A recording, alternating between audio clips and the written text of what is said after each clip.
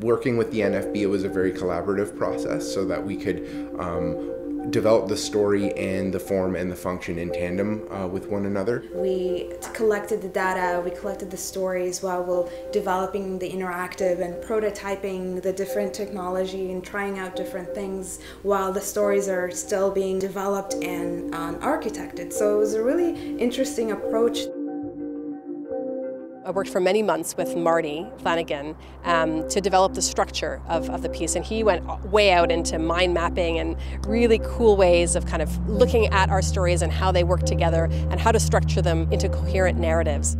With the house, we wanted to represent a lot of different ways of looking at the material and give people different things to reflect on, drawing in themes of intimacy and different attitudes of optimism to cynicism and different spiritual elements being folded in, all that connect back to the themes of the Highrise project.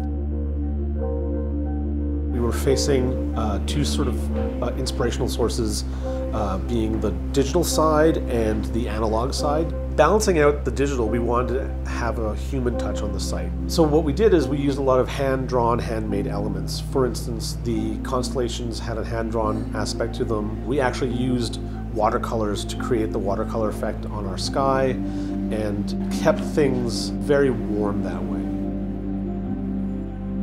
One of the common threads in Highrise is the idea of letting you see things from different angles.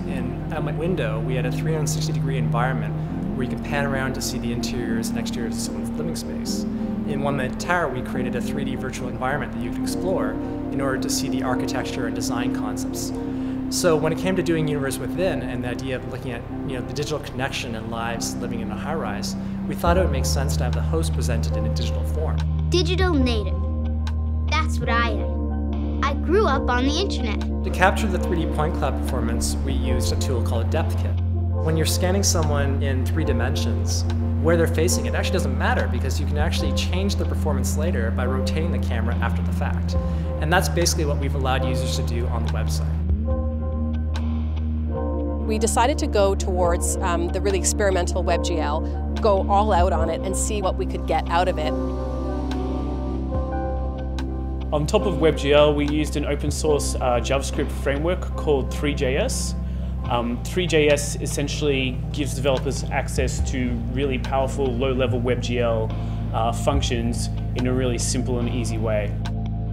The real-time rendering of the point clouds and the video and the 3D elements couldn't be possible without WebGL framework.